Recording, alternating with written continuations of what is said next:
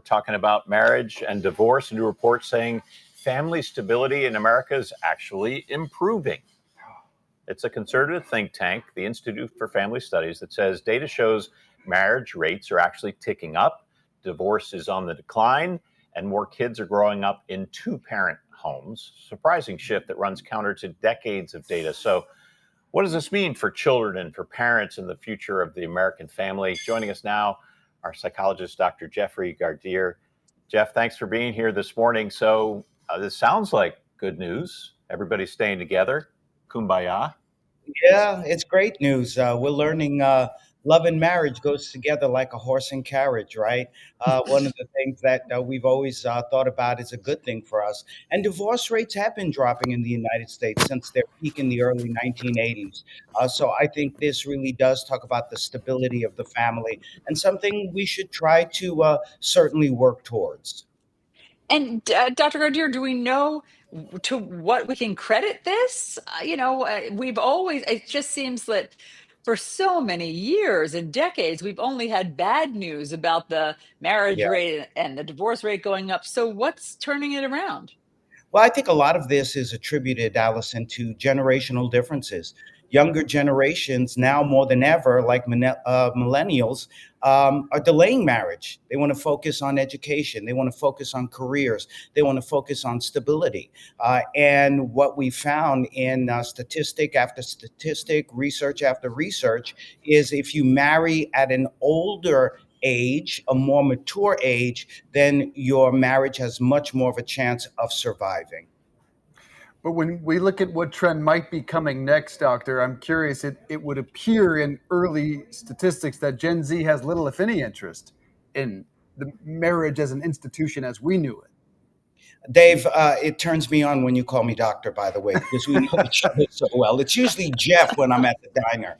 But yes, we see that there may be a real issue with that coming up, especially since they're having some real issues as far as finding that financial stability, being able to get through school if they can get into college and pay those loans. So a lot of that will destabilize some of that.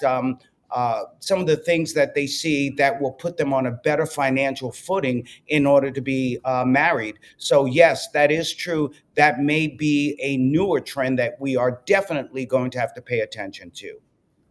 Dr. Jeff. He doesn't care what you say, only what I do. Right, exactly. Yeah.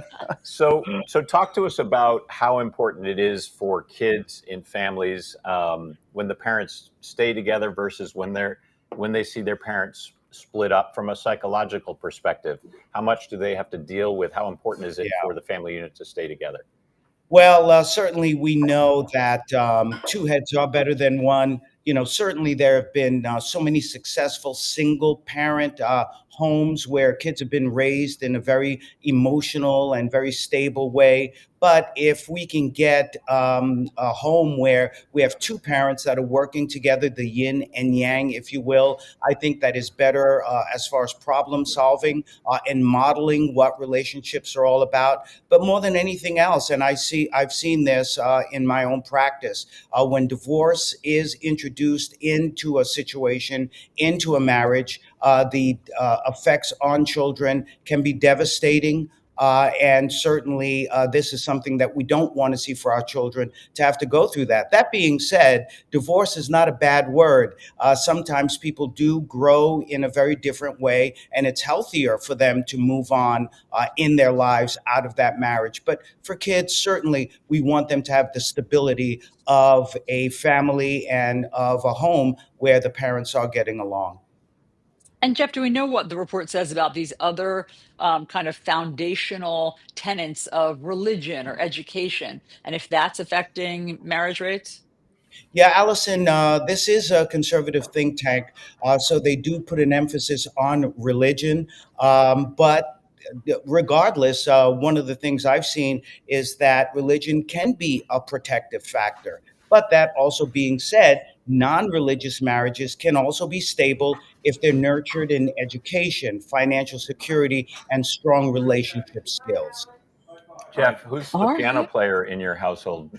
I mean, we can't help but notice that beautiful piano waiting for you back there. Yeah, I've been, you guys talked about a couple of weeks ago, if you won the lotto, what you would do. What I would do is retire from being a shrink and practice the piano. Let me tell you how good I am at the piano. I took a lesson last night. I played Body and Soul. I said to my teacher, how does it sound? She said, it sounds fabulous. Now try it again, but this time take off your boxing gloves.